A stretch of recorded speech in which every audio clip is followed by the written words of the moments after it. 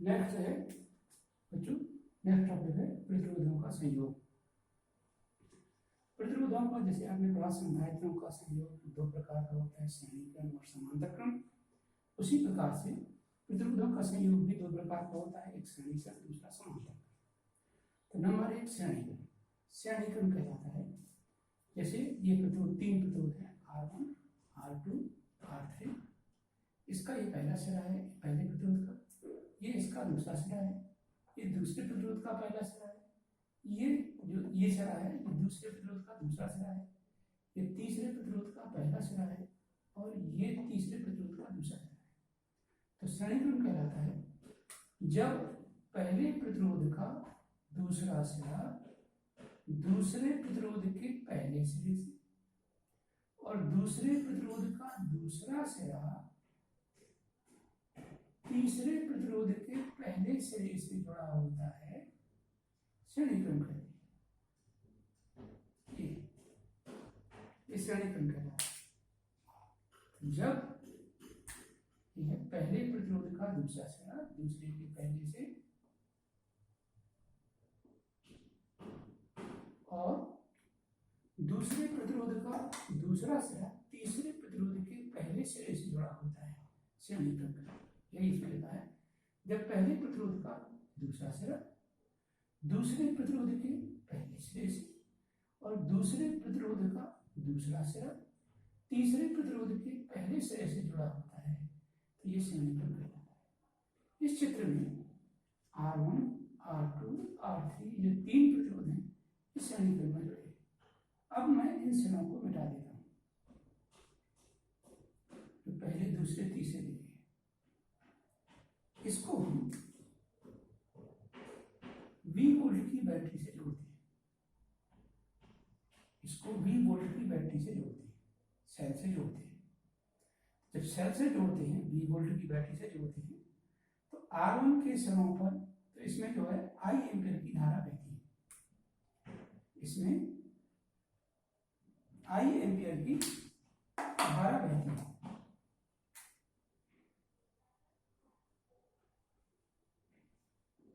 I ampere की धारा रहती है। श्रेणी क्रम में धारा का मान समान होता है, ये भी I होगी ये भी I होगी और ये I एम्पीयर की धारा रहती है।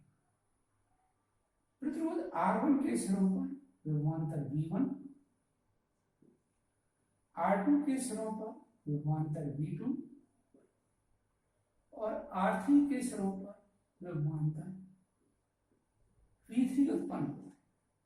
तो V बराबर हो जाएगा V1, ये V वोल्ट की बैटरी लगी थी, इसका ये विद्युत वाहक बल इन सब में विभवांतर वितरित होता है, तो V बराबर हो जाएगा V1 धन V2 धन V3।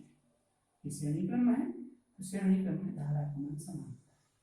जैसे आपने संधारित्रों में पढ़ा था तो संधारित्रों में श्रेणी क्रम में आवेश का मान समान होता है, प्रतिरोधों में श्रेणी क्रम में धारा का मान समान होता है। ये थोड़ा निवेदन के लिए याद रखिए।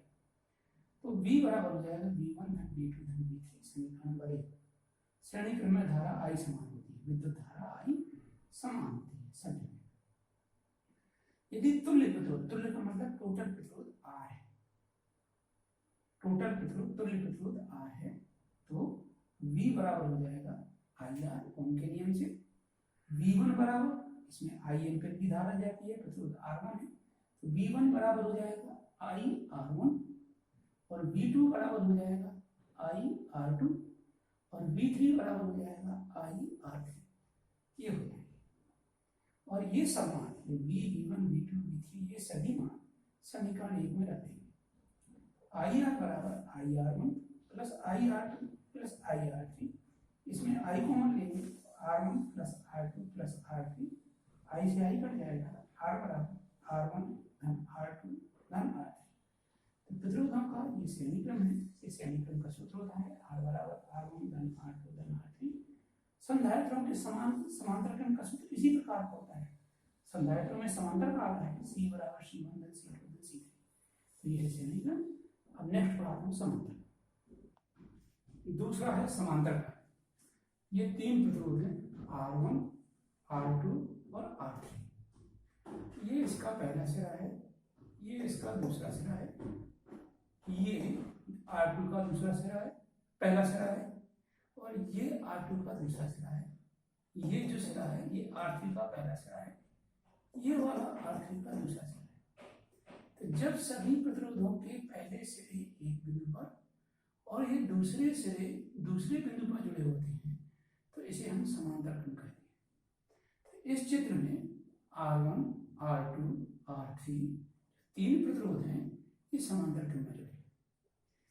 इसमें जब हम V वोल्ट की बैटरी जोड़ते हैं, ये है V वोल्ट की बैटरी जोड़ते हैं, तो इसमें I एम्पीयर की धारा रहती है। आप जानते हो बैटरी में धारा बैटरी के बाहर, सेल के बाहर धन इलेक्ट्रोड से ऋण इलेक्ट्रोड की ओर बहती है, I एम्पीयर की धारा बहती है।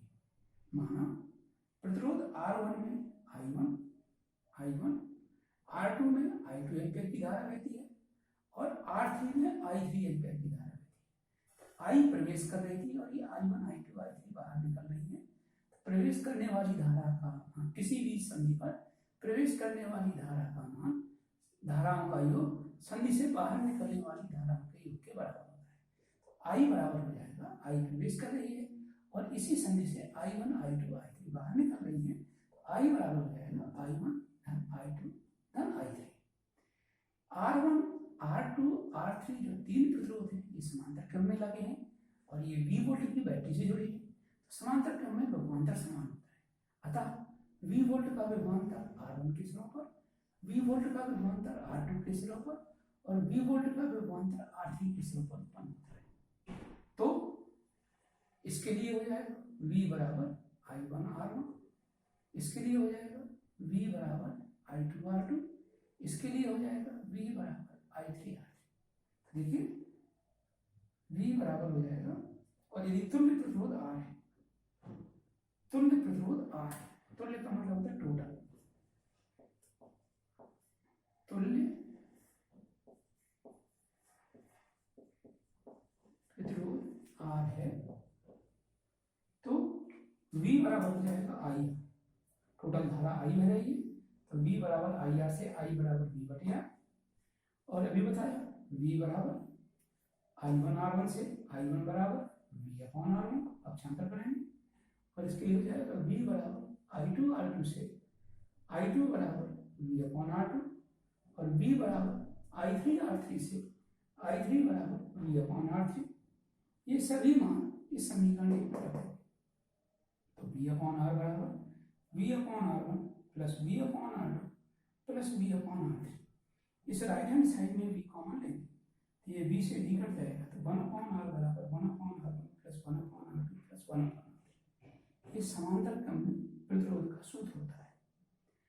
और श्रेणी क्रम में संधारित्र का होता है, श्रेणी में संधारित्र का होता है 1 अपॉन C बराबर 1 upon C1 plus 1 upon C2 plus dot dot dot. मैंने आपको समझाया था संधारित्र वाले में। अब हम प्रतिरोध को समझ सकते हैं कि प्रतिरोधों के समांतर क्रम का सूत्र उसी प्रकार से होता है जैसे संधारित्रों के श्रेणी क्रम का, और प्रतिरोधों के श्रेणी क्रम का सूत्र उसी प्रकार का होता है जैसे संधारित्रों के समांतर क्रम का सूत्र है। नेक्स्ट अब आते हैं अगले पाठ पर। नेक्स्ट पार्ट है, अगला लेसन है किरचॉफ के नियम तथा वैद्युत परिपथ। इसमें सबसे पहले आता है विद्युत सेल किसे कहते हैं। विद्युत सेल क्या होता है? तो विद्युत सेल एक ऐसी युक्ति है जो परिपथ में धारा की निरंतरता को बनाए रखती है, विद्युत सेल कहते हैं। इसका मतलब ये होगा कि विद्युत सेल की सहायता से परिपथ में धारा निरंतर कंटिन्यू बनाए रखी जाती है, ऐसी युक्ति को हम विद्युत सेल कहते हैं। इस विद्युत सेल में, जैसे ये विद्युत सेल है, ये बर्तन है, इस बर्तन में तीन चीजें होती हैं। एक विद्युत अपघट्य होता है, इस विद्युत अपघट्य होता है, इस विद्युत अपघट्य में एक धन इलेक्ट्रोड होता है, एक ऋण इलेक्ट्रोड होता है। धन इलेक्ट्रोड को कहते हैं एनोड और ऋण इलेक्ट्रोड को कहते हैं कैथोड। तो ये धन इलेक्ट्रोड और ऋण इलेक्ट्रोड होता है। जब हम इसे तार द्वारा जोड़ देते हैं तो विद्युत धारा सेल के बाहर, विद्युत सेल के बाहर धन इलेक्ट्रोड से ऋण इलेक्ट्रोड की ओर जाती है, और सेल के अंदर का मतलब हुआ विद्युत अपघट्य में ऋण से धन की ओर जाती है। ये ध्यान रखिए, पूछा जाता है कभी कभी।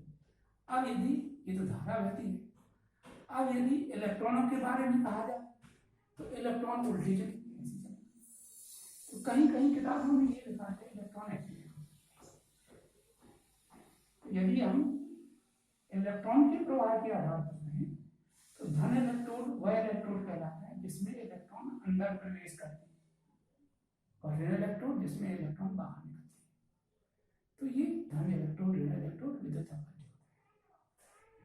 विद्युत सेल दो प्रकार के होते हैं, एक होता है प्राथमिक सेल, दूसरा होता है द्वितीयक सेल। प्राथमिक सेल वे सेल कहलाते हैं जो रासायनिक ऊर्जा को विद्युत ऊर्जा में बदलते हैं, जैसे वोल्टी सेल, लेफ्लांसी सेल, शुष्क सेल, डेनियल सेल आदि। इसके अंदर जो केमिकल होता है, विद्युत अपघट्य होता है, उसके कारण धारा बहती है। तो केमिकल के कारण धारा बहती है, इसका मतलब chemical energy is converted into electrical energy.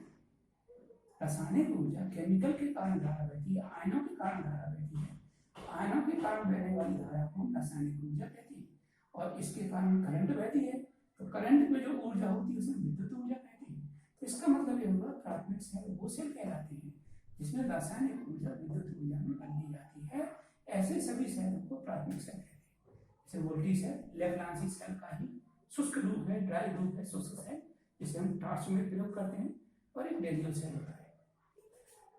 दूसरा होता है द्वितीयक सेल, वे सेल जो रासायनिक ऊर्जा को विद्युत ऊर्जा में एवं विद्युत ऊर्जा को रासायनिक ऊर्जा में बदलते हैं। जो रासायनिक ऊर्जा को विद्युत ऊर्जा में बदलते हैं उसे सेल का निरावेशन कहते हैं। निरावेशन माने डिस्चार्ज, सेल डिस्चार्ज होता है।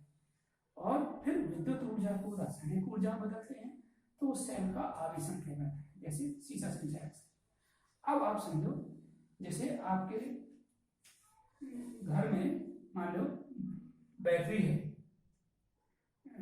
तो या मोबाइल की बैटरी है, तो मोबाइल की बैटरी को जब हम मोबाइल को यूज करते हैं तो उसके अंदर जो केमिकल होता है उसके कारण करंट बहती है। तो यूज करते हैं तो केमिकल एनर्जी इलेक्ट्रिकल एनर्जी में कन्वर्ट होती है, करंट बहती है। तो हम उसको हम क्या कहते हैं, जो मोबाइल है वो डिस्चार्ज हो रहा है। जैसे पहले आप 100% बैटरी होती है, फिर 99, 98, 97 ऐसे यूज करते हो तो डिस्चार्ज होता जा रहा है। जब आप उसको प्लग में लगा देते हो, लाइट में लगा देते हो, तो फिर क्या होता है, लाइट से विद्युत ऊर्जा पुनः रासायनिक ऊर्जा बदल देती है, तो फिर हमारा मोबाइल क्या हो जाता है, चार्ज हो जाता है। तो ये सेल का, तो मोबाइल के अंदर जो बैटरी होती है वो सेल कहलाती है, सेल का आवेशन होता है। तो जब हम मोबाइल को प्लग में लगाते हैं तो वो सेल का आवेशन कहलाता है हिंदी में, और अंग्रेजी में कहेंगे सेल का चार्ज हो रहा है, सेल चार्ज हो रहा है, मोबाइल चार्ज हो रहा है। जब यूज करते हैं तो डिस्चार्ज होता है, निरावेशन कहलाता है। इसका उदाहरण सीसा संचायक सेल है, और ये सीसा संचायक सेल जैसे ट्रकों की बैटरी में होता है, उसको हम सीसा संचायक सेल कहते हैं। तो ये द्वितीयक सेल वो सेल कहलाते हैं जिनमें दोनों एनर्जी होती है, उसको हम यूज करते हैं। जब उसकी बैटरी खत्म हो जाती है तो उसको हम फिर चार्ज कर लेते हैं। तो ऐसे जितने भी सेल होते हैं द्वितीयक सेल कहलाते हैं, जिनको हम दोबारा यूज नहीं करते हैं, यानी वो प्योर केमिकल एनर्जी, जो केमिकल एनर्जी होती है वो इलेक्ट्रिकल एनर्जी में कन्वर्ट होती है। ऐसे सभी सेलों को प्राथमिक सेल कहते हैं। नेक्स्ट टॉपिक कर रहा है, नेक्स्ट है सेल का आंतरिक प्रतिरोध। जैसे प्रतिरोध होता है जो धारा के मार्ग में रुकावट डालता है, उसे सेल का प्रतिरोध, मतलब उसे परिपथ का प्रतिरोध कहते हैं। जो परिपथ में रेजिस्टेंस होता है वो धारा के मार्ग में अवरोध उत्पन्न करता है, उस अवरोध को प्रतिरोध कहते हैं। अब जैसे सेल का आंतरिक प्रतिरोध, तो ये विद्युत अपघट्य है। तो विद्युत अपघट्य के अंदर, माने सेल के अंदर जो धारा के मार्ग में रुकावट डालता है, या धारा के मार्ग में जो प्रतिरोध लगता है, प्रतिरोध ही रुकावट कहलाता है। तो सेल के अंदर धारा के मार्ग में लगे प्रतिरोध को सेल का आंतरिक प्रतिरोध कहते हैं। सेल का आंतरिक प्रतिरोध तीन बातों पर निर्भर करता है। नंबर एक सी माने कंसंट्रेशन, कंसंट्रेशन माने सांद्रता। किसकी सांद्रता, विद्युत अपघट्य की सांद्रता। एल प्लेटों के बीच की दूरी, धन इलेक्ट्रोड और ऋण इलेक्ट्रोड के बीच की दूरी, ये कहलाती है। में डूबी हुई प्लेटों का क्षेत्रफल, इस घोल में कितनी प्लेट है डूबी है उसका एरिया, जैसे इस चित्र में इस एरिया से तात्पर्य, इस एरिया से तात्पर्य, इससे नहीं, इससे कोई मतलब नहीं, घोल में डूबी हुई प्लेटों का क्षेत्रफल। तो सेल का आंतरिक प्रतिरोध सांद्रता के अनुक्रमानुपाती होता है, विद्युत अपघट्ट की सांद्रता के अनुक्रमानुपाती, जितना ज्यादा सांद्र होगा उसका आंतरिक प्रतिरोध उतना ही ज्यादा होगा, और जितनी प्लेटों के बीच की दूरी बढ़ेगी आंतरिक प्रतिरोध बढ़ेगा, प्लेटों के बीच की दूरी बढ़ेगी आंतरिक प्रतिरोध बढ़ेगा। और घोल में डूबी हुई प्लेटों के क्षेत्रफल के अनुपाती होता है, इसका मतलब जितनी ही घोल में डूबो विद्युत अपघट्ट जितना ज्यादा आप ऊपर करोगे तो प्लेटों के, तो घोल में डूबी हुई प्लेटों का क्षेत्रफल बढ़ जाएगा, और जब ए बढ़ जाएगा तो आर घट जाएगा। तो सेल का आंतरिक प्रतिरोध विद्युत अपघट्ट की सांद्रता के अनुक्रमानुपाती होता है। इसका मतलब यदि कम सांद्र है, कम सांद्र का मतलब तनु है, तो उसका आर कम होगा, यदि उनके बीच की दूरी कम है, पास पास में है, तो आर कम होगा, यदि ए अधिक है तो आर कम होगा। तो सेल का आंतरिक प्रतिरोध जो होता है उस विद्युत अपघट्ट की सांद्रता के अनुक्रमानुपाती, प्लेटों के बीच की दूरी के अनुक्रमानुपाती और घोल में डूबी हुई प्लेटों के क्षेत्रफल के अनुक्रमानुपाती होता है। इसको हम तीन प्रकार से प्रयोग कर, तीन तरह से हम संकेत को परिपथ में यूज करते हैं। एक इस तरह से ई और इसके नीचे आर डॉटेड लाइन करके बंद कर दिया, एक धन इलेक्ट्रॉन ये ऋण इलेक्ट्रॉन, इसका मतलब सेल का विद्युत भाग